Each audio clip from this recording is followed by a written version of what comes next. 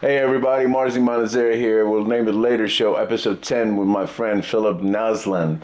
Did I say that correct? Good enough for rock and roll. Näslund. Näslund, that's the one. Yeah, man. Thank you for being here, Thank you for coming, bro. Man, you are a long way from home here. Yes, I am. We're happy he's in Houston. You're playing tonight in Houston.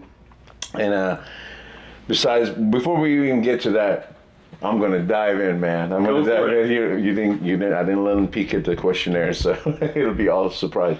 Phil, man, since I've met you, which was just a sporadic encounter at NAMM, I was fanboying Paul Gilbert. Yes. You happened to be next to Paul, and you leaned in and said something to Paul that made him go.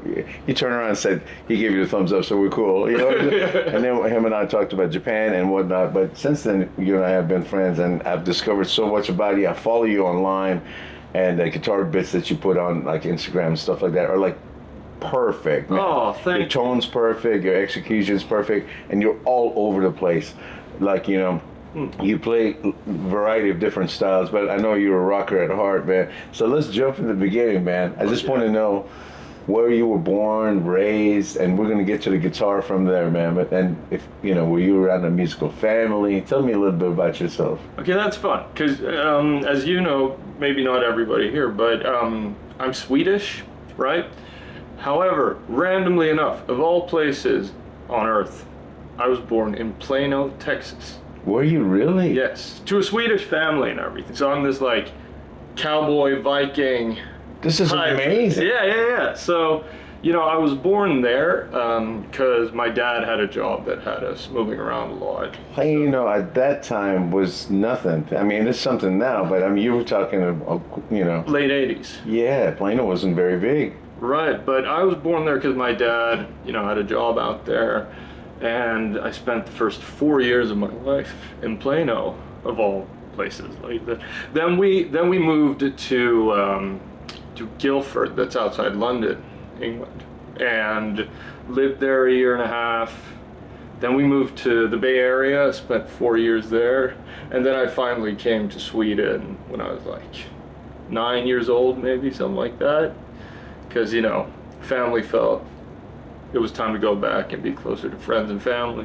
So I moved around quite a bit as a kid, and, you know, but 9 and on, I lived and went to school and grew up in Sweden. So that's a big part of my culture. You know? Prior to this, what language was being, you know? So what did you start with? Both?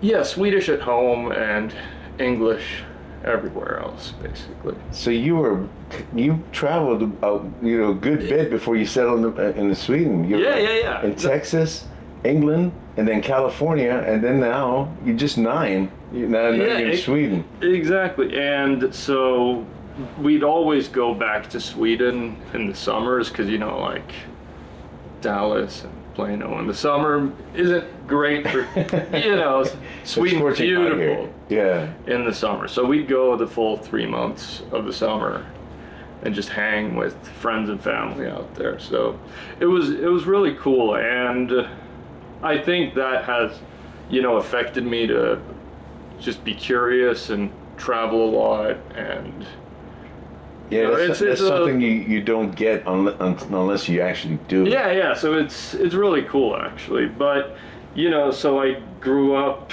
from 9 and on in Sweden, and, you know, about age 14, I heard Metallica the first time, and that, you know, changed / ruined my life. Which Metallica? Nothing else matters. Nothing else matters. It doesn't matter. It's not like Whiplash or any of the I understand, but that was your introduction. Yes, that was the introduction. That was a big, huge album. Oh, yeah. I'm sure after that, what was it? Diving, bro. You dove into it. Yeah. So after that, it was like whole catalog, 10 hours a day, just learning all the riffs and all the songs. And at the time, I met a guy named Amit Mola, like Indian Swedish guy who was a phenomenal drummer, bro. And I was just starting out playing guitar, but he thought I was fun to hang around, you know. So he was like, "Hey, bro, we should start a band or something, right?" So we would just drill each other every day, like, "Okay, what are we playing next?" That's Sandman. awesome, man. "Okay, what are we doing tomorrow?" "Fucking do Ride the Lightning tomorrow." And we'd like decide on songs that we would jam the very next day. That's you know? totally awesome. Yeah, my school grades suffered, but my playing, you know, Metallica gave me the right hand, and then I discovered Iron Maiden 6 Right. months later, gave me the left hand, and we just keep jamming away, you know. And around 15, that's when we in Sweden, you know, choose what high school we're going to, basically. Okay. And we have these special niche schools that focus on, you know, if you want to do sports, you can go to like an ice hockey high school. Wow. And if you want to be an actor, you can do like theater high school. And I applied for this really good music high school, basically. So that's what you do when you go there. Yeah. That's amazing. It was sick. Like a performance arts kind of. Yeah. And so, you know, 10th through 12th grade, you know, it was probably 70% musical subjects, and then English, Swedish, math, some social studies, yeah, the usual stuff. But it's really cool because for kids who kind of find their passion very early on and really want to pursue that, I think it's really cool that you're able to, you know, just go for that and be around that a lot.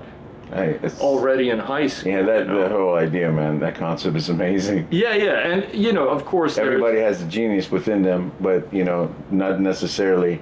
It's offered like in an American public school where it's just like, you know. Right.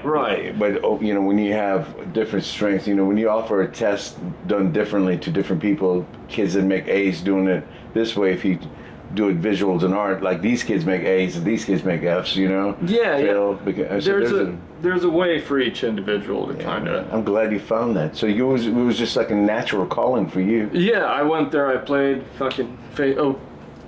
played Fade to Black, and that was it. You know, they were like, okay, whatever, just take this guy in. That's awesome, man. And you know, it was really life-changing for me to be able to do that, because like I said, you know, before high school, I'd skip class and just jam all day. Now you had a reason to go to school. Now I had a reason, and I had this amazing guitar teacher who was like, okay, here's a J.S. Bach piece, you know, so read it, learn it. And I was like, you know, Randy Rhoads knew how to read music and play classical. Yngwie knew that stuff too. I may as well, you know. So that's amazing. So I learned, you know, some classical, some jazz, some bossa nova, some soul, you know. That's amazing. So it was really, really good, and that's why you're so well-rounded, man. Maybe when I do see you play, you know, I catch that naturally. Oh, you know, and you know, when we met, you know, I didn't know you played, and then this guy. Yo, no, you've been someone that I've had to just, you know, gradually discover as you post and stuff like that, and it's always killer, man. I always comment on it how killer I think it is, because you take your time, and now hearing this little backstory, it all makes sense. It's beautiful to me that because in some cases, mine in particular, not to talk about myself, it's been a struggle, man. Like a fight, you know. My dad didn't want me to play, hide my guitars before talent shows. It was like a fight to play, you know. I had to like sneak out or like go to music stores and do this and that. And that just when I hear, but my own son, you know, he's an artist. He went to the Houston HSPVA here, which is like focuses only on artists, amazing, you know, and stuff. So that he got a glimpse of that. I think it's amazing you did that. And you just mentioned prior to us starting this, you had a buddy, Eric, that you were in the first metal band with. So I wanted to ask you, after getting into the school... So that's where we met, Eric. So you guys created a band. Exactly. So we met when we were like 15, because we both went to this school, right? And, you know, at the time, he was more leaning towards, you know, the pop, punk type stuff. That's what he was playing, right? And so more like Green Day and like that kind of stuff. Love that stuff, like amazing songs and everything. He was into that. Yeah, but What's Eric's last name? Grunwald. Grunwald, okay. Yeah. I'm like the worst. I'll give the dude a nickname before I know his last name. Right. And so, but I was listening to some of his, demos he did with his, like, pop punk band. And I heard him, like, trying to hit some high notes and stuff on those demos. And I was like, there's a hard rock metal singer in there, man. So I was like, for a year I was just throwing him, Kiss, Guns N' Roses, AC/DC, a lot of that like hard rock with the higher pitch vocalists for him to kind of discover. And then I gave him, for Christmas, I think I gave him like the Destroyer album by Kiss or something like that. Go home and listen. And during Christmas break, he called me and he was like, let's do a metal band, bro. Really? Yeah. That's awesome. Yeah, and so that was like, so it was me and my drummer buddy I was telling you about, Amit and Eric, and one more dude on bass. He's a lawyer now, so, And Eric's with Skid Row now. Eric's with Skid Row now, yeah. And Amit, the drummer, he's played with this Melodeath band from Stockholm, so...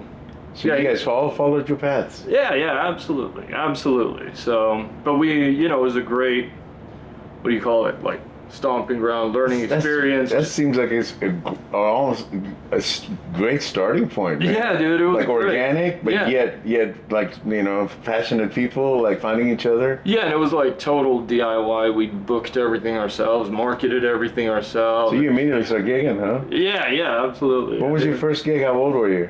How old were I? Must have been like 16 or something like that. Now, were you doing covers? Both. So you were writing your own music? Yeah, man. We did our originals, which were more like, we had Eric's high-pitched vocals, so it was that like Halford kind of thing.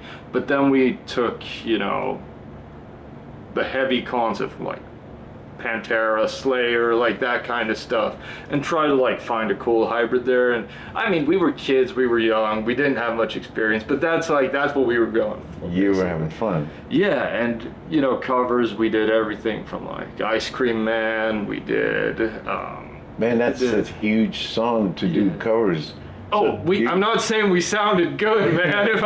So that leaves me no choice but to go like for the next question, which is, you named Edward. Yeah. And then so, and you start off, at your age, with just like good stuff already out. Mm-hmm. Guitar guys alone. Mm-hmm. Who were your main guys? So at that age, it was Hetfield, Dimebag, Edward, Randy Rhoads, Brian May. It's amazing you put James first, because that is just like songwriter, right hand chops. Just the whole James Hetfield thing for me is a phenomenal. Oh yeah, absolutely, and I agree, because I've been hearing a lot more lately. Like I heard some interview with Steve Lukather about him doing sessions, talking about about how the importance of rhythm playing, and I really think the more like Instagram and YouTube just goes crazy with this kind of playing, which is phenomenal and mind-blowing in every single way. Man. The most stuff I run into in work is that kind of stuff. That's why Eddie was king to me, because it almost like he was a sonic movement. Oh yeah. So it was like, it wasn't really, even though there were leads in songs, it's like the whole piece was just as his rhythm style of playing was even more complex. His sense of just groove and oh man. It, like you said, and it's so, his rhythm playing was so fierce, and it was so playful. And it was inside the leads too. All the leads had rhythms. They weren't just like, I'm gonna play this scale or that scale, or like, it just didn't even sound. Still to this day, it's like it was a sonic movement that made sense. And I'm completely addicted to these isolated tracks that you find. Man, me too. So like the Panama one. Oh yeah. When he's just hitting those eighth notes, and you're like, how can he make this sound so good? Right. And so there's Girl Gone Bad also. Those rhythms that he's doing. they're not the same, but like he bounces around and does. It's just like, man, it's so killer. And it's so fun, and there's so much personality in it. Like when you hear it, you see his smile, you know, his trademark. It's so amazing. When you listen to it, and I think Wow. it's just so much personality, and there's that. He created a musical style, you know, and you just like you said, you can, you know, you don't have to even know, but you know, hearing it gives you that vibe. For me, I was a kid and I felt like California. I was like, this must be like California, you know. It's just contagious, you know. It is. It makes you happy. And it's that way with like Hetfield stuff when you hear it, is like all these guys I mentioned. You mentioned some key guys, man. Yeah, and Daryl especially. Yeah, and aside, it was also like Adrian Smith, huge influence, highly underrated. Even though he's in like one of the biggest bands in the world, you know, Adrian Smith, man. I agree. Highly underrated. Compositionally and his phrasing, his vibrato. Yeah, man. The dude's like his love for Stevie Ray Vaughan seeps through. It's kind of amazing. Dave Murray's tone and trills were the one that got me when I was growing up. Oh yeah, absolutely. And you know, Slash. You know, it just goes on with the classic hard rock metal dudes basically. And later on, like John Mayer was huge for John, man. Like what a guitar player. And that came through first discovering Stevie Ray Vaughan and then just doing my homework of like, you know, who was he influenced by and who did he influence? Just like going back and forth a little bit. And John's playing is amazing, and you know, after this show called Austin City Limits, and in that they had a tribute to Stevie Ray, where they had Double Trouble, his band, as a backing band, and they had got, you know, Buddy Guy played, you know, Kenny Wayne Shepherd played, my personal god Eric Johnson played, and they all played, and they all sounded amazing. And then John Mayer played, and then all of a sudden it was just like you really took notice. It was just like he really, you know, possessed that spirit, man. And he played it correctly, and with that, it's insane. I've always known him to be a great player. I've seen him play some solo stuff, and he is absolutely amazing. I just checked out the acoustic solo tour he's on now, so I was there, you know, and it was. How do you command an arena like that by yourself with an acoustic guitar? That guitar playing, the singing, the song. And it was just him with acoustic? Just him. Wow. It's a bold move, man, but he you know, he can 10 out of 10, dude. It was incredible. So, you know, it was, and thanks to this like diverse education I got in school, it kind of kept me just curious about all these different styles. Forgot to mention Yngwie as well. I mean, everybody from Sweden loves Yngwie. Right. I mean, he's like a national treasure, right? Oh yeah, absolutely. Does everybody in Sweden like hate donuts too? Nice. He's it's kind of hard to like, you know, Yngwie is so amazing in the way his feel. His vibrato, it's like fire shooting out. You know, when Dio did that "We Are Here in A" back in the, you know, that when all the guitar players, phenomenal guitar players, played solos on I remember that. You really couldn't tell who was who until Yngwie, like it was like obvious. You know, honestly, for me as a kid at the time, Yngwie popped out. I was like, that's Yngwie Malmsteen, and then Brad Gillis because he did the you know, on the whammy bar. Other than that, everybody was like, who's that? You know, I don't know, Greg Goldie. I mean, these are great guitar players now, but you couldn't tell their style like Yngwie's style, man. Yeah, and again, it comes down to the personality. It's like you hear that Strat, the Marshall, you hear the room as well. It's just like you said, it's fire breathing. It is. And it's like, you know, fast playing, slow playing, the phrasing, and the vibrato, man. So you're really well-rounded in this now. So do you, any fusion guys? I mean, John I would consider somewhat fusion, you know, because his fusion style of, you know. He's kind of like fusion, I'd say. Pop, blues, and like Motown-ish. Yeah, I've listened, fusion-wise, I'd say you know, I like Lukather's solo stuff. I think is really good, and like a guy like Mike Stern, I discovered early on, and you know, as a kid, I went down to see him at the local jazz club in Stockholm, Wow. and that was. Aside from that, it's mostly songs here and there, but I'm, you know, when it comes down to it, I'm a very song-driven guy, so it's, you know, I'm big on, you know, big hooks and great song structures. That's why I think I gravitated towards like Van Halen, Ozzy, Pantera, Metallica, like that kind of stuff. Because I also love pop music. Like, So that's what I was. That was going to be my next, because you're rooted in very heavy music, but you've got an education, so you're open-minded in different realms, and you live different places. So here's this heavy metal kid that loves Yngwie from Sweden, writing songs now for, you know, Pitbull, yeah. Daddy Yankee, you know, I mean, so like, and so that's a testimony that you are a songwriter, and it's what you focus on, like an idea, like, you know, so you're a storyteller, and, you know, soloing and stuff like that are like little short snippets of stories within stories. Right. But then you got to look at the big picture. Right, You know, right. you're painting this whole thing now, not over here just putting red on it. So where did all that come about? Well, it started out because when we had our old band, me, Eric, Amit, and Colm, the bass player, like I just wanted to write riffs right away, dude. I was like, oh shit, I can do this too. Like Hetfield writes riffs, I want to write riffs too, you know. So I've always been curious to the whole songwriting world, and that kind of, I started writing, you know, parallel with me starting to play, basically.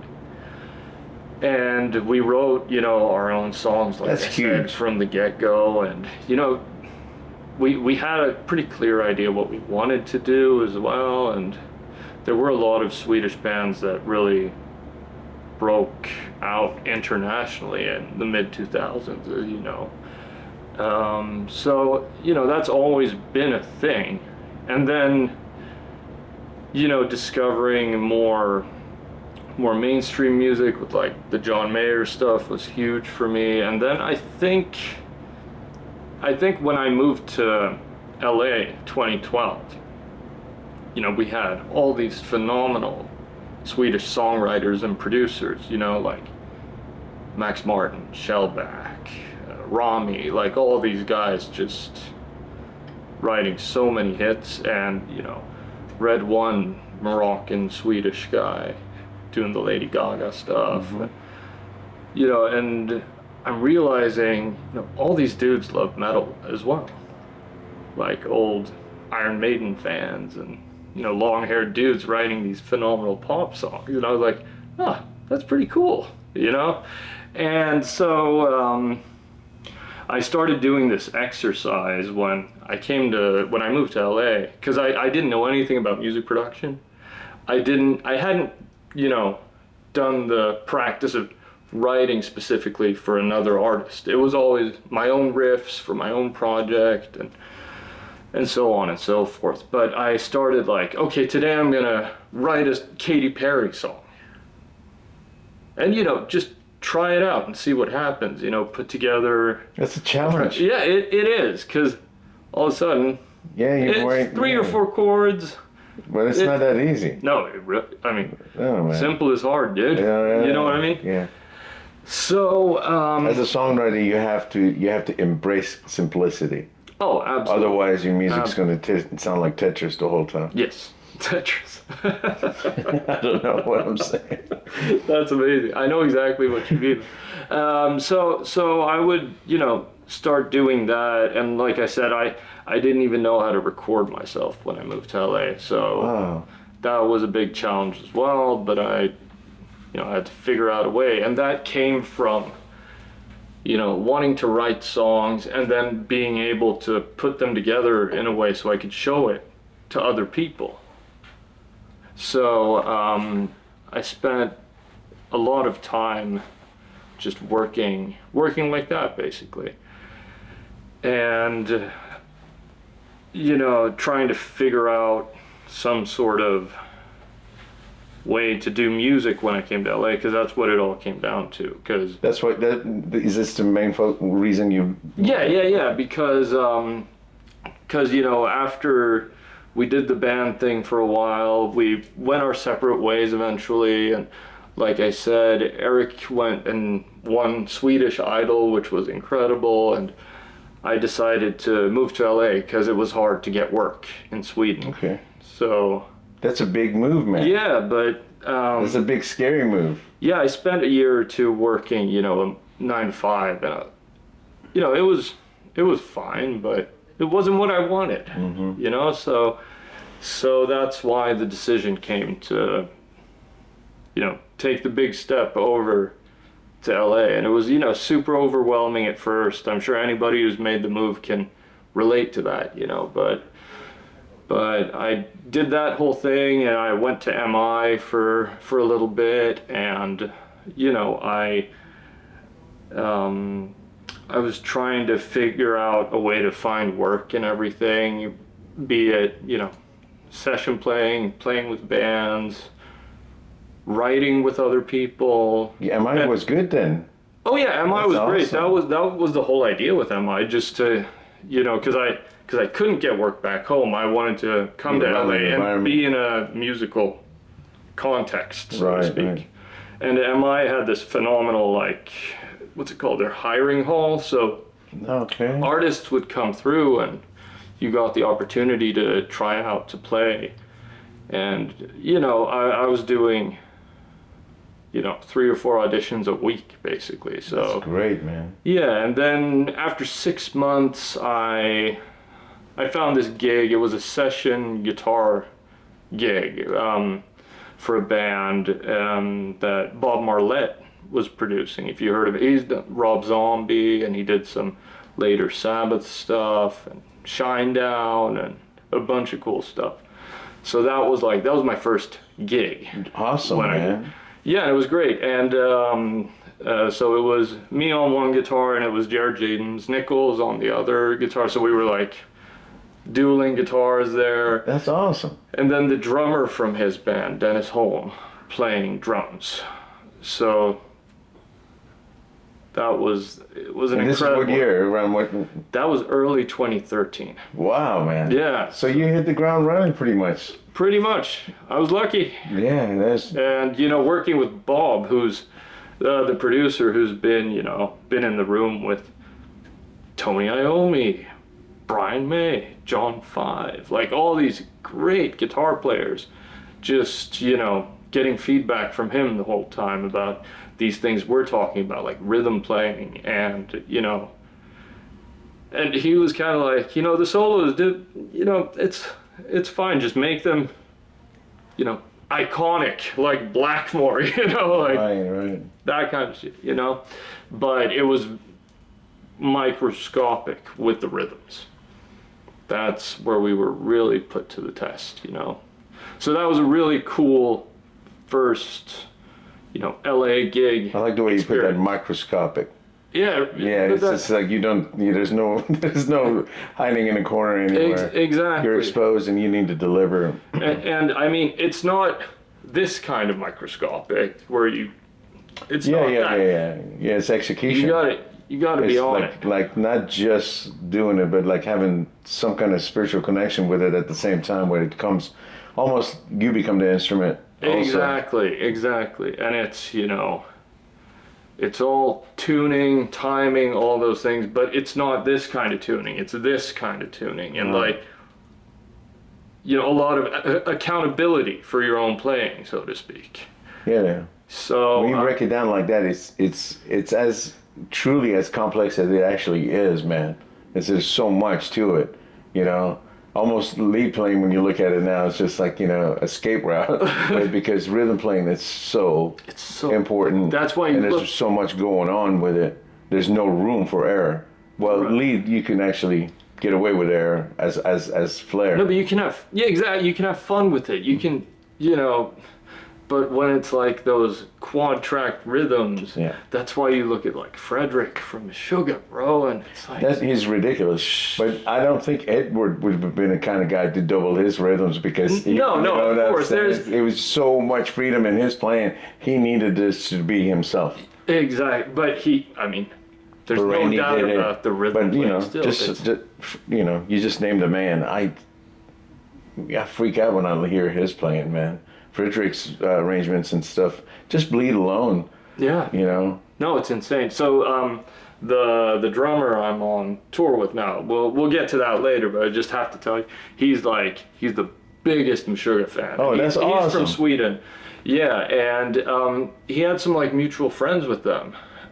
So, you know, he's been around every now and then. He has like an original Destroy Race Improve t-shirt from back in the day. And he got to attend one of their rehearsals. Oh, wow. And he got his own like in-ear pack and everything. And he could like, he was allowed to like choose each member's mix if he wanted to. And since he's a drummer, he went for Thomas's mix. Sure. And he, to this day, like this is a long time ago, he's like, it's the craziest thing I've ever heard. Man, that is amazing. So this whole alien reputation that Meshuggah has, it's interesting because the closer you get, the more true it feels that they truly are aliens, bro. They had Per Nilsson filling on a tour. So yeah, I saw that. Per is a good friend of mine. And Oh, cool. He's also another alien. Love his playing. He's I call him the Swedish Johnson. oh yeah.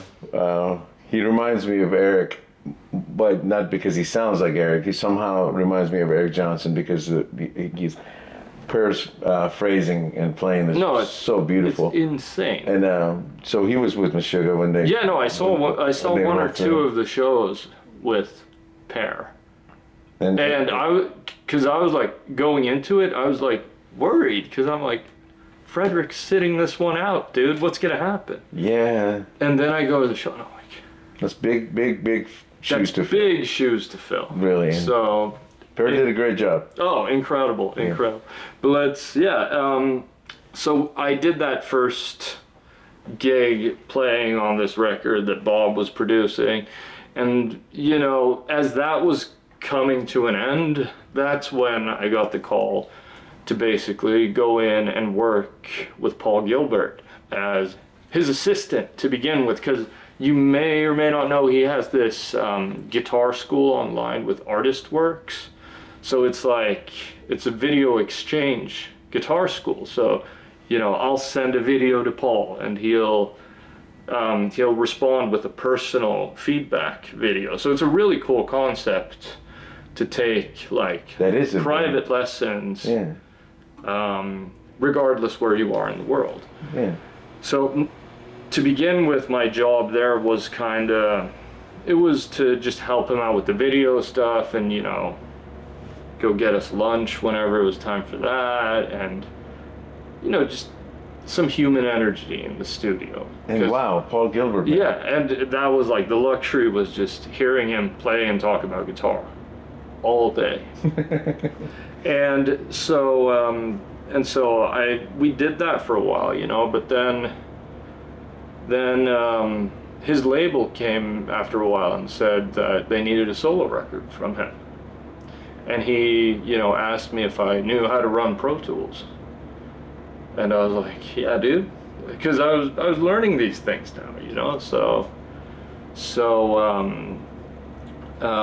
you know, we started working on his album basically, and that too was just an incredible experience, just recording him and this and that. But you know, when we were on like the first song that we were recording, I was hearing something because I had that experience working with Bob now. So I was like, I had this idea, but I was terrified to introduce it. Yeah, because it's like, he may just throw me out of here, right?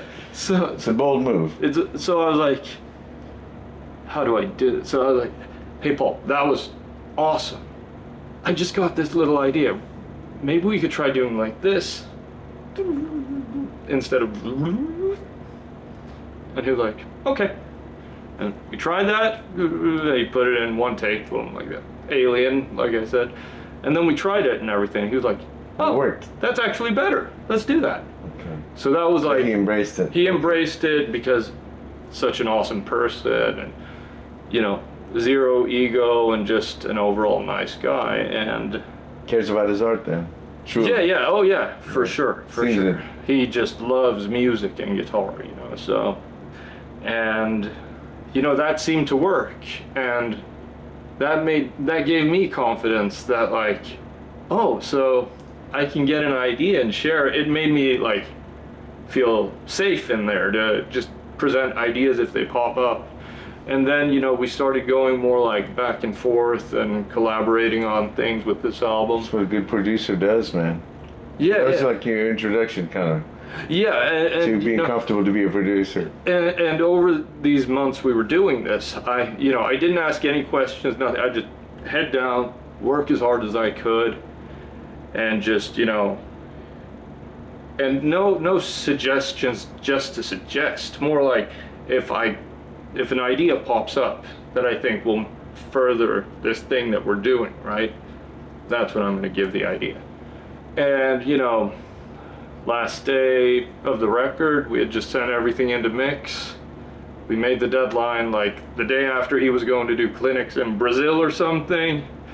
And he was like, okay, well, I'm going to give you a production credit on this album, because I think you did a really good job. And that was like, that meant the world to me, you know, because I was hoping for it, but Yeah, I mean, and he saw it, and you earned it, and he gave it to you. yeah, you, but you, yeah, you didn't go in demanding it. You like literally earned it as you was doing it. yeah, and And that, wow, what a guy to get, you know, give you validation on that. and just, you know, it made me feel like he was also like looking after me, because we'd known each other a couple years at that point, and I felt like I deserved it, but I didn't. You know, like I said, just head down, work hard. Did the right That's way. it. And then his taillight broke and we were pulled over. Like, you know, we had finished everything just on the deadline. He's leaving for Brazil or something tomorrow, and boom. You get pulled over. Exactly. That's where that's when life goes. Hey, I'm Yeah, but I think it was there we met originally, you and I, at the NAMM show. Yeah. It was like around 2014 or something like that. Yeah, I would 2013, say. 2014. Yeah, and you and- were familiar with Yeah, my work. because I listened to that album a lot, bro, when I was back in Sweden. That's crazy. Walk through. Exits only. Yeah. Hmm. The first single, what was that one called? Actually, first single was off of an EP called War of the Gargantuas, and that one was called Conflict. Okay, cool. Because that Walk Through Exits Only. On that one, I had that album. Yeah. And I was like, damn. Oh, Who's the high bedroom, priest of- Bedroom Destroyer? Yeah, I was like, who's the high priest of distortion? That's fucking sick. So I saw you at NAMM, Yeah. and you were like around Paul, and I was like, and you were like, like that, you know? And I was like, I love your playing, bro. And you were like, yeah, dude, and you know. Yeah, I those think things that- go over my head. I don't like you know. I'm always thinking about running to practice and getting better. You know, Dude. 'cause I'm unorthodox playing, so I'm constantly trying to, you know, appreciate things. But man, I'm always thinking like the next thing, you know, I've got to do. Yeah. Because I'm not schooled, and I grew up not being exposed to anything except like music I heard, and Eddie would always say, first take, I did this first take, and I felt like you need to walk in with magic constantly. Like you somehow always have to have magic on you. Dude, I can relate to that, because, you know, when you're a kid learning, you think that, you know, Slash came out of his mother's womb wearing a top hat and a Les Paul and a cigarette in his Yeah. mouth and just wailing. Mm-hmm. But that was a huge experience working with Paul as well. It starts with an idea. And, you know, what separates the greats is that they just go and go and go and just chip away and refine that idea, and they just woodshed, man. Yeah. That's so I'm the exact same way. I want to practice, man. I just want to play. Yeah, it shows. It's The cool. love you have is kind of like It shows, man. Thank so you, bro. I want to. After Paul, what happened?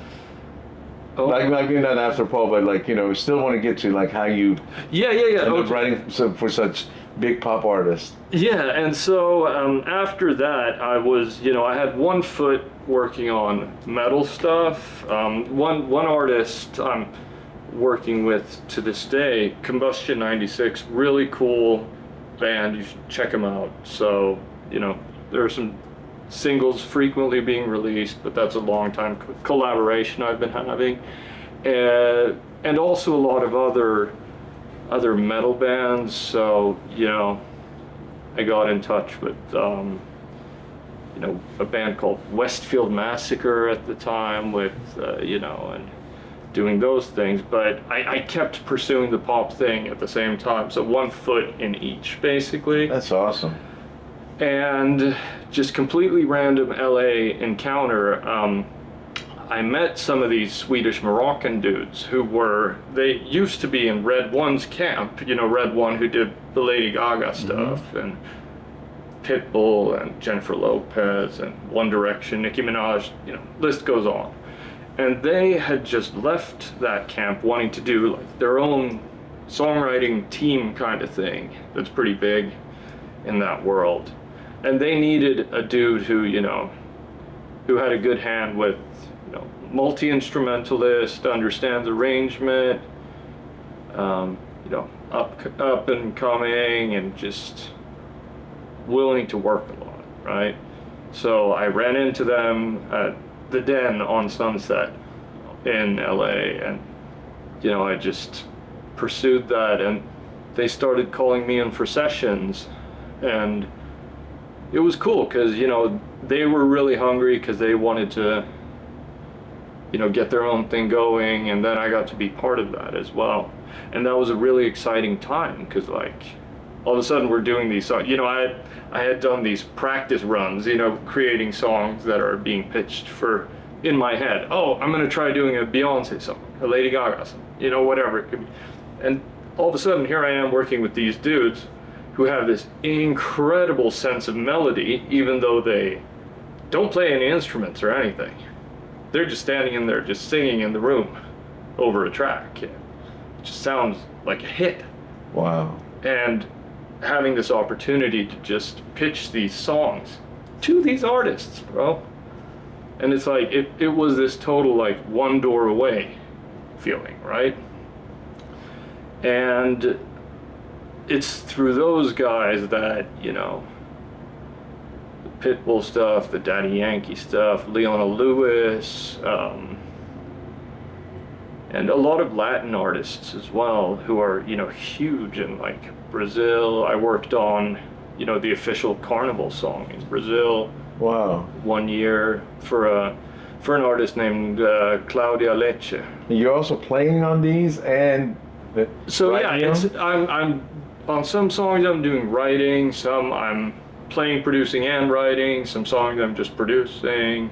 So I'm just trying to, like you're saying, Tetris, just trying to morph myself into. But you get a key role in this. So yeah, and just trying to make myself useful. Basically. That's awesome. So that was huge, and in the meantime, I'm doing these metal things as well, right? And producing some co-writes. It's maybe different in metal with writing, but and doing some playing as well. And around the same time, I worked a lot with Tommy Vext, who the ex-singer of Bad Wolves, right?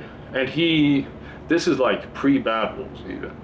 And we did, for his old band, we did a cover of Heart Shaped Box by Nirvana.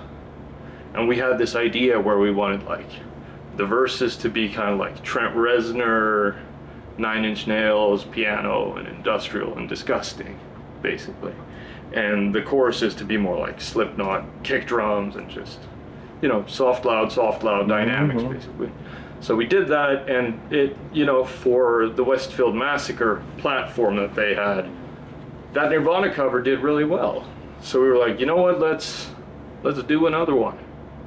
and he wanted to do the song "Zombie" by the Cranberries, and so we started working away on that one in like 2016, maybe, I want to say. You know, we put everything together, and that was all good. And at that time, he left Westfield and went on the road with Five Finger to work with Ivan, and he filled in for them. I don't know if you're aware of that whole thing, but this was like 2017 or something when like you went that. to fill in. Yeah, exactly. So, you know, and then he came back, was no longer in Westfield Massacre, and was now joining Bad Wolves. And then he told me that he wanted to bring out, he really loved the cover we did of Zombie, right? And he wanted to take it with him to Bad Wolves. And, you know, then everything happened there, and that song came out. It became really, it became huge, you know? So it's my guitar solo on that That's one, awesome, too. man. You did a great job on both of those tracks. Yeah, man. so I did, you know, so that was a really cool thing, just being in the middle of all that and seeing, you know, my production and my guitar playing, you know, getting all that, you know, Guitar World tabbed and Billboard Hot 100, and just seeing it go viral and become bigger, you know. So you had your hand in so many different places, and it started to pay off for you. Right, and I'm loving hearing your story because it's so organic, man, and it's so fruitful, and then your persistence on making sure that your art is presented correctly by, you know, pursuing your education and being in the right places, and it's very inspirational, man.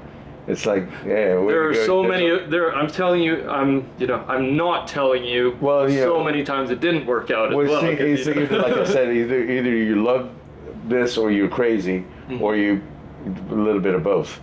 You know, because there's so much as high as these things go, there's like equal amounts of lows that go along with it. That you know, coming back to you writing songs and being in that environment now with the pop stars and stuff like that, and then you got, you know, I'm Persian, and like you're here in Houston tonight playing with a Persian artist. Yeah. I didn't even know until we were like talking about it online together. Yeah.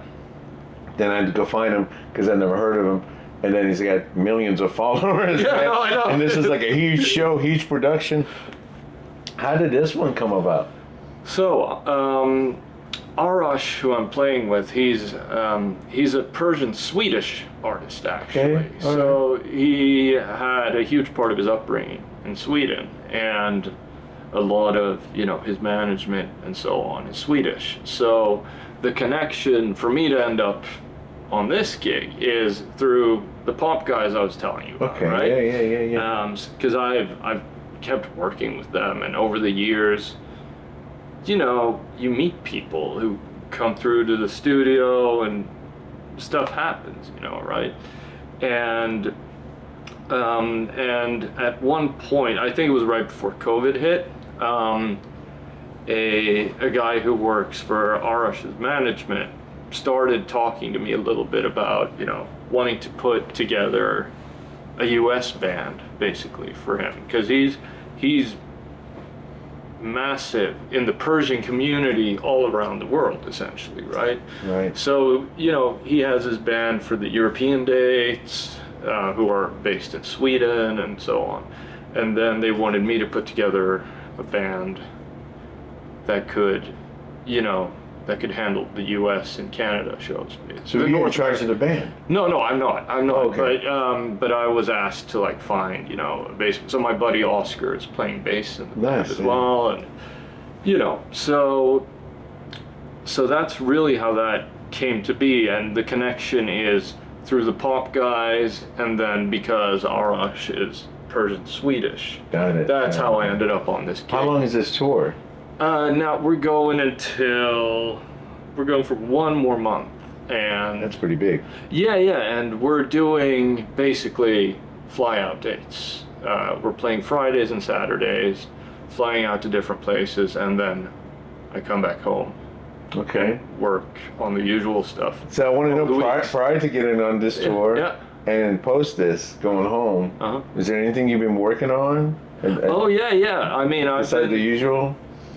I mean, it is pretty much I've been doing basically the same thing since I moved to the U.S. Which is have your hands. Have my hands in a little bit of everything. That's awesome. And I think what I've done is just try to constantly level up, basically, and just work on more and fun projects. Yeah, that's inspiring. That's great. So, the Bad Wolves thing, I've kept working on them as well, on their stuff as well, here and there, and I mentioned the band Combustion 96 that's dropping a lot of singles now. I'll have to show you some of that too. Yeah, man. Really cool. It's really good. And I'm looking for a singer right now. Once this interview is over, I'm playing you some demos. Okay, so I want to hear that. You gotta find. I want to hear to share some music. Yeah, and then also a really cool thing is that me and Eric have reconnected. I don't know if you're aware of that whole story, what happened, but 2 years ago he was diagnosed with leukemia. Mm-hmm. I'm not sure you've heard about that whole thing. Vaguely. Okay, so that happened, and when I heard about that, I don't know, I reached out to him and just wanted to show that I'm there as a friend, send some stupid memes, maybe some old pictures of us, maybe share a song here and there. Lift your spirits. Yeah, and what he was doing to kind of cope with his treatments and everything was he started a YouTube channel where he's just singing covers of songs that he loves, right? So, and that was a way for him to deal with those treatments, right? So he's done, some sick covers of like Rainbow in the Dark and all that. And so what happened 8-9 months into him starting his YouTube channel was he reached out to me and he was like, bro, I'm doing Shattered by Pantera. Want to play guitar? I'm like, hell yeah, I'm playing guitar, bro. Yeah, that's a tough one. Yeah, no, and so the cool thing is though, we're doing this and it's a great way for me to stay accountable with my own playing. So it's like the guitars you're hearing, it's one takes, so all the way through, and it's a good way when I'm not on the road to be able to just practice and play in front of a camera and keep the chops up essentially. And so after that Pantera cover, we had so much fun, so let's do a few more, bro. So we've done everything from we've done a hard rock version of Chandelier by Sia, which is a phenomenal pop song, and Eric with his vocal chops he nails it, bro. And a year after he was diagnosed, he had like a bone marrow transplant and all this crazy stuff. And a year later, he is declared healthy and announced as the new Skid Row singer. So that's what a year, right? What a comeback. What a comeback. Yeah, man. That's totally awesome for him. Yeah, I know, incredible. And so I went to Vegas, checked out the residency shows they did with Scorpions, whenever that was. Probably, was that a year ago or so? Yeah, a year or so ago. It was really fun, and we've, You guys just cover the covers with yeah, that's awesome. Yeah. Especially, I remember seeing Shadows thinking, I did this with Ripper once. Me and Ripper played one show once, but since the EPs only had 4 songs on it, we were like, we need to play some covers. Mm-hmm. I threw in Shattered because I knew he had the pipes, and it's fun, but then I had to go learn it. I was like, there, old man. Oh my God, there's the way to describe his playing. He was so slippery. Wow. You know what I mean? It's incredibly tight, slippery. Yeah. I'm not saying exactly. But his legato and he was another sonic movement. Absolutely. His entire thing was just incredible. Oh, phenomenal. And the thing, because I never got big on that super strict alternate picking, the fast thing. I think it's phenomenal, and how the John Petrucci thing, I was right, double picking thing, yeah, but rather the like Daryl and the Eddie Van Halen thing of like picking and choosing, where you go a little bit of legato, a little bit of picking. Yeah, you just kind of, what you're feeling. Whatever. Yeah, and it's like you can put a lot. I find I can put a lot of like personality in the fast runs by doing that, and it was just there's like the other thing you're talking about is just all that precision type stuff, which not I didn't grow up with MTV and all that stuff. Right. I'm saying MTV, YouTube, Right. and like all the stuff out there with like the precision players and stuff like that. But now I actually do it a lot. But No, I've seen I come from somewhere where I don't know what I'm doing. Sometimes people are like, oh, you use hybrid picking or like you use this finger. I'm like, I'm not conscious of it, man. So I'm sweeping or playing patterns like the 3-note patterns, but only picking 2 notes out of it. Right. Like, No, that's interesting, and I think however you do it naturally, almost like you try to embrace that, but at the same time, like there's like you need to go towards the uncomfortable at the same time. Absolutely. Well, I did that a little bit too much, where I fell into a bad trap, where I thought I was just didn't know anything. It was just right. And then I saw. Like it was a blessing. It's like saw a magazine. Steve I was like, I never tend to my weaknesses. I only tend to my strengths. Oh yeah, I remember that one. And I was like, that changed me. Yeah. I was like, here I am, like almost like focusing in on the negative, but I'm not embracing anything anymore. Right. I'm like taking this little minute thing and going, oh, I suck. Well, I have all this, natural ability and stuff. So I started embracing it. And it became me again, That's great. I was trying to force myself into be something that I wasn't. Right, and I think that whole thing of just focusing on what you're really good at, because like it has to hit there. Yeah, absolutely, and me with my playing, because I do also do like the production thing, the writing thing, so I can't keep up with that that crazy YouTube type playing, but I always tell myself up to par. I want to be up to par so I don't have to say no to anything. Yeah. Stepping up to do Shattered is big, man. But you've done other things too, and I've seen, because you'll do Gilmore, and you'll do it. I mean, complete justification, man. With the feel, and then you turn around and play Daryl. That's like night and day, man. Oh. So no. The amount of work it takes, and you have a lot of love, and it's apparent just sitting here talking to you for the first time getting to talk to you like this, and you have a tremendous amount of love, and I'm glad you're doing it. I can't wait to watch you play. Oh yeah, your glowing my blinking guitar. Your LED. No, it's like it's an acrylic headless guitar. It almost kind of looks like Steinberger.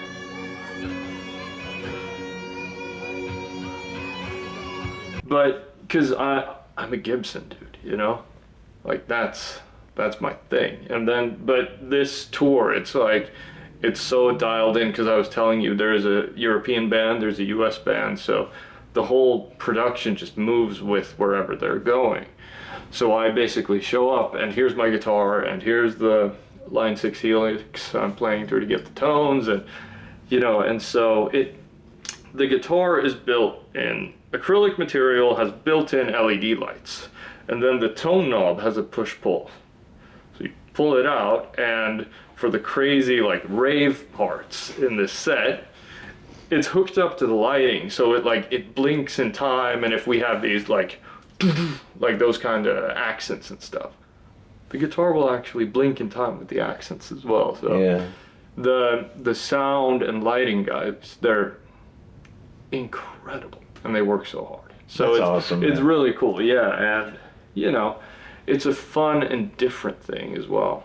But I just wanted to go back to the YouTube thing I'm doing with Eric, and just throw in that that doing those covers as like a playground, because it's fun, has really changed everything for me on like a personal level, and the love for music. Hold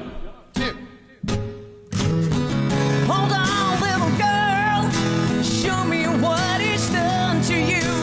Stand up, little girl, a broken heart can't be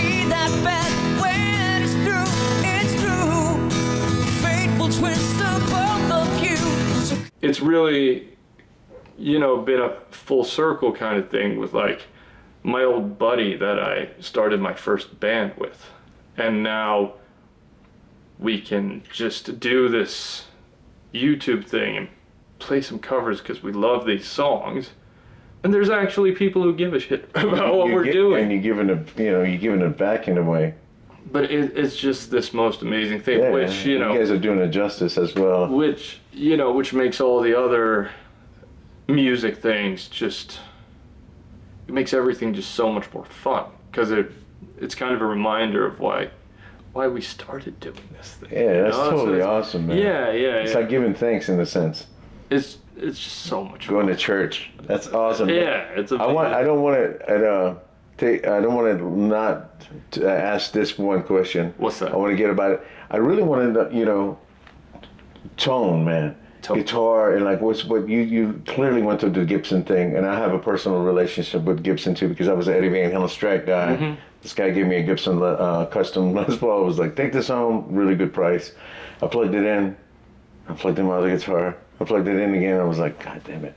It was tougher for me to play, but the significant difference in tone, you know. Was it an Access or what was that? It was actually a Les Paul Custom Light, Oh, okay, interesting. and he sold it to me for $500. And then there was a certificate of authenticity in it, and it said you own one of 200 guitars made by Gibson. So it's one of 200 made. And I have a one of 200 from them as well. Oh man, that thing it's amazing. It's Yeah. like everything a custom is minus the weight. Yeah, It was like my little violin. In fact, I have a gold top, and this portion right here is all wood and like green slime. Oh, nice. You know, and when I look at it, and the rest of it is cracked. You know, like this minor, you know, just Some like, checking or cracked even. you know, when the paint cracks Yeah, and yeah, all yeah, that stuff, and the paint here is gone, it's all wood. And when I look at that guitar, you know, because I played it for over a decade. Yeah. When I was in the three-piece, when I sang and played, I did that with all the love, you know, all the sweat Yeah. right there, and I was like, you know, I made it into that relic. Yeah, that it is you right now. relic that guy. Yeah. So for me with the tone stuff, Like guitar, also. Tell me Yeah, so what you let's- like and what you. let's start with the guitars. When you were telling me about your youth and stuff like that, I never failed to ask, what was your first guitar? My first real guitar Yeah. was an ESP Rhodes, basically, the ESP SV standard. That 2 years ago, I managed to buy it back, the exact same one. Oh yes. So I was reunited with that thing. And it was from a year or two before Alexi did the signature model. If you remember Alexi's, like... Yeah. Yeah, so this This is his one... little Rhodes V. thing. Yeah, so this one is, you know, black, white pinstripes, gold hardware. Came with EMGs, but now I work with Johan Lundgren, who does pickups for Meshuggah, for Ghost, and just amazing pickups, regardless if you want the pathier, like Les Paul type thing, or if you want P90s, or single coils, or, you know, or just Where's he metal based out of? pickups. He's based out of Jönköping in Sweden. Nice. So he makes your pickups. yeah, he's this like mad professor, Swedish guy, Swedish guy, Say that 10 times. and just makes these incredible pickups that I use for pretty much everything. So that was the first one, and shortly after I also got my white Gibson Flying V, which I bought back a couple years ago as well. Nice, The man. exact same one. Now the V, the Gibson. Yeah. That's. And ever since that white V, dude, like I've been a Gibson guy. And let's see here, I have a custom shop Les Paul Standard 58 reissue that I Nice. bought from Jared Nichols like 10 years ago now, because he was moving over to do the Les Paul custom thing, basically, as he still, you know, he has the single P90 on his signature model there. Yeah. From Epiphone. Yeah. And that's And I what love that too. myself. Yeah, no, it's awesome. I love the Les Paul Deluxe because of the P90s. Yeah. Well, I don't know if those are P90s or if there's mini buckers. kind of like, I don't know, kind of like why I like the Firebird. Let's see, the deluxe, I want to say mini humbuckers, but then, you know, they made loads of Les Pauls with P90s, dude. Like, Yeah. But this one that I have, I have Lundgren pickups in it as well, but it's a humbucker in the bridge, and then it's a humbucker-sized P90 in the neck, and it just, you know, so you can rip on that thing, but you can also go more like Mark Knopfler, softer stuff on it too. Nice. So it's a great guitar, and I just got this Explorer that I'm routing. I talked to Scotty from Skid Row, and he hooked me up with FU Tone, if you. Oh yeah, those guys are awesome. Yeah, so he hooked me up with Adam over there. Adam's awesome. So the Explorer is getting routed for an FU Tone bridge, and Nice, it's man. a black Explorer, gold hardware. I'm, you know, what are they saying? I'm de-inlaying the fretboard, so like no dots or anything. Oh, okay. It's gonna look like the sickest, meanest guitar. Man, it sounds stealthy, man. Yeah. And then my one of 200 Gibsons is the 7-string Flying V. That shit's mean, dude. 7-string Gibson Flying V. Yeah. Never heard of it. It's so sick. I can show you pictures later. That is sick, man. Yeah, and that I've used a lot when we did the cover of Sia Chandelier with Eric. I was like, I gotta add some weight to this one, right? So get some like low, heavy chords there, and it worked great. So you're the Gibson man. I'm the Gibson man, With the pickups coming from Sweden. From Sweden. From Lundgren. What about your amps, man? So I use the Synergy stuff mostly. Oh, which is incredible. I just want to, prior to, like, just go back a little bit and tell me where you started and where you know, obviously where you're at now. Synergy is incredible. We'll get to that. But what did you start out with, man? So, I mean, it doesn't matter if it's cheap. Being Swedish, some dude from a Melodeath band was like, "You want to buy my 5150, bro?" Oh, dude. So, like, that's what it was. That's your first amp? Yeah. Okay. That was so I got that thing for like, I don't know, That's $500 or something. Oh, dude, that's great tone right off the bat. Yeah, no, so it was great, but you know, I had read all the interviews, man, so I was like, it has to be on 10, dude, and the other guys in the band were like, bro, what are you doing? You know, we put up like this thing around the drummer so he didn't have to, you know, get the amp sound so loud directly on him, and he was like caged in when we were rehearsing, so we couldn't see him, he couldn't see us, so he was just stuck back there, bro. So that's where it started. Then I moved to LA. Obviously the 5150 still back in Sweden. I got a Mesa, played that thing for a little bit, and great amp and everything, but then as I moved over to doing more production and writing, I can't be bringing amps around all the time. Like, it just doesn't work, right? So I tried the Kemper thing for a while, which, you know, sounds good, works great, until I was like, you know what, I'm kind of over the amp sim kind of thing. So I got rid of that and decided, because at the time I was hopping around between studios everywhere, so I just had to, you know, I had one backpack and, you know, one guitar. That's pretty much what I was bringing with me. So I was working a lot with like plugins and stuff at the time, and I worked a lot of presets as well, because it was like, you know, those pop productions, you're not getting an hour to dial in the guitar tone, bro. Like, it's, find a good preset. Okay, this sounds like a good representation of a clean guitar. Let's go. So you got 5 minutes to dial it in and, you know, record all the guitar tracks for the song, basically. So that's what I was using for a pretty long time. And let's see here. Let's see, and during lockdowns, that's probably when I was like, because like I said, I was kind of over the whole amp sim thing, and that's when I heard of Synergy. Yeah, man. And Now I was you like, can- okay, so you got the preamps with some tubes, and you get these little cassettes that you can. Sounds like a money hole. Yeah. Let's- It is a money hole. But man, No, and I was. everybody, you know, I just saw Jeff Loomis' video where he was using 6150. With Arch Enemy, yeah. Oh, yeah, exactly. So that one just Synergy, came man. out, yeah. So for people that don't know Synergy, that's, Yeah, I have the cassettes, Sin, like you said. I have the Sin 2, so it's like a rack mount unit Okay. that has 2 slots. Okay. And what you get is essentially these little cassettes that, you know, have tubes and everything, and they're basically different amps. Yeah. And so I have one Soldano, the Okay. SLO. Okay. I have the Friedman BEBB Okay. module. I have the Bogner Uberschall Nice.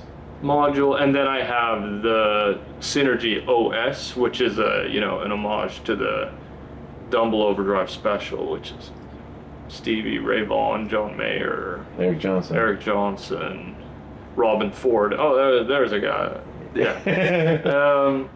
So that's like my clean sound, basically, Yeah. the OS there.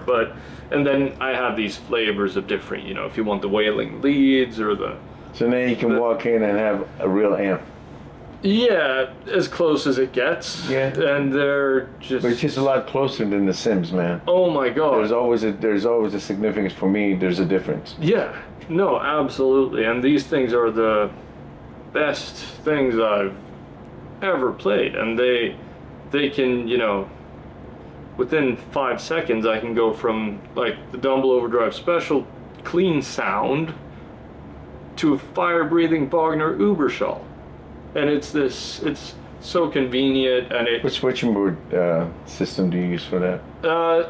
it's there, like, it has like 5 switches, so you can hop between the 2 channels on each module, and then just the regular bypass thing. That's awesome. So it's great. So I have that, and then I also have a Marshall that I got last summer, modded by Tommy Folkesson in Sweden. He's like a Swedish amp wizard who's been modding Marshalls since, you know. Kind of like Mike Fortinet here. Exactly. So, and you know, if he was an American dude, so many people would know about him over here, but he's done amps for like Frederick from Opeth, and you know, the Europe guys, Final Countdown, and all that back in the day. And so he's just modded amps for all the legendary Swedish guitar players. And so I have that modded Marshall as well. So, you know, I got some stuff, but what I do is I run the Synergy anyway into my audio interface, the Apollo Twin Duo from Universal Audio, and in my DAW, Logic Pro, that's where I open up 2 Notes Audio, Torpedo Wall of Sound, and that's where I get my cab IRs basically. Right. And that's where I use the Fortin impulse responses. Yeah. So for the cab sim thing, because you know that's a great way to keep everything kind of streamlined and clean, and just I have some presets that I use a lot, because like I said, for those jobs where it's like boom boom, get her done fast, you know. You know where to go. Yeah, it's just So presets. that's both So- sides of the spectrum, man. Yeah, and you know, have some pedals that you know I haven't been able to get rid of, like. Which one's yours? Because you know, generally Tube Screamer is everybody's. Oh yeah, well, I have a Keeley modded Tube Screamer. That's really good. Love that thing. I'm What's trying. that one pedal you can't live without? Is there one? Ooh. Like the one thing that gives you mojo you have to have? You know, I think it's a thing with Swedes doing the cocked wash anchor thing, like that. I have a Crybaby from Hell. Okay. I kind of do the same, but I use the MXR 6-band EQ. Interesting. That's like, Yeah, it no, used to be a that's- Tube Screamer, Yeah. but now it's become a 6-band EQ. Sick. That's been my like one pedal I need to go. Right. And so. And then Fortin Zool That thing is shuts everything off. It's amazing. It is. That's a really good one. I've been meaning to pick one of those up, but they are such good and like clean gates, dude. I've used them a lot in work, but I don't have one personally. You need to get one. I've run into it a lot, so yeah, that's a great. I like their hex drive they did as well. That was kind of a And the 33. yeah, 33. I have to have the the roach. Oh yeah. I have the roach and I have to have the Zool. Mm-hmm. And I have a few Zools actually. I should have brought you one. But we'll get you with Mike after this. Yes. But absolutely. incredible pedal, man. His to me, he's a No, he's like an incredible Eddie Van Halen on amps. And Mike's like, I'll play too. He's a hell of a player, man. The dude plays, but he's just like became big as an amp. No, mod absolutely. guy. And I think the collabs they have done with Neural DSP for the plug-in versions are it's crazy. really good as well. Because I use the Cali both in person, live, plug-in and version. I use the plug-in, yeah. That thing is great. I've used that thing quite a lot when I'm remote. I'll go between that and then Universal Audio makes a Friedman B50. Universal Audio Deluxe. doesn't make bad stuff either. No, but what I'll do, regardless what I'm using, I'll kill the cab section on whatever I'm using and run that 2 notes torpedo wall of sound plug. You hear that there, Brett? So that's like the, Yeah, we were in the studio at Brett's studio doing that stuff like that, and we ended up using the IRs and make a significant difference. I'll send you some presets that I use. Awesome. Do you have the Fortin cab packs? Yes. Because that's what I use. A little bit of E30, a little bit of greenback. Yeah. That's what it is. We need to talk more about that after this. Look, Yeah. I don't want to take much of your time anymore.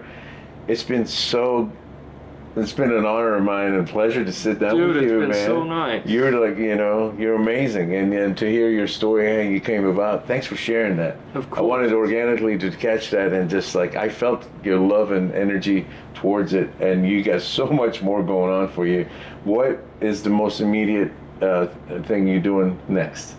Well, I'm playing a show tonight. Yeah, which I'm gonna be at. I'm gonna take a little bit of air.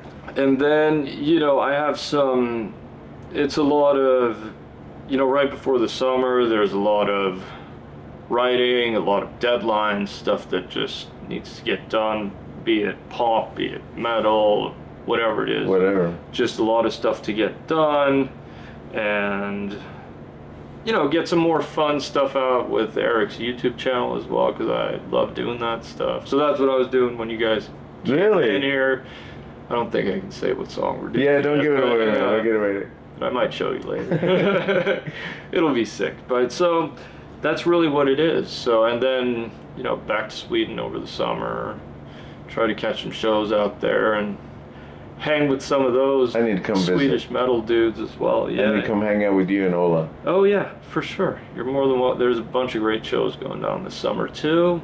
I love being in Sweden every time I've been there, man. Yeah, and there's this one song I'm working with. I was telling you, Combustion 96, and we have Chris Amott from Arch Enemy, and he's in Dark Tranquility now. Nice. He's doing a solo on this song. Nice. It's a ripper, bro. Oh, It's gonna be nice. so sick. I can show you that later. So Nice. we got some fun guests coming up on that one. Oh, I'd like some cool features and stuff on that Nice, man. on that song too. Well, look, man, thank you again. Thank Have you, a good show tonight. I'm looking forward to seeing that, and all the best to you in the future. my brother. All right, man. Thanks again, Philip. Glory, glory, man united. You'll never walk alone. All right, man. You good? We'll We're good. fight it out We're later. football fans, man. We'll fight Thanks, it out. everybody. Remember to hit that like and subscribe button. And thanks for being here again, Philip. Thank you, brother. Thank you.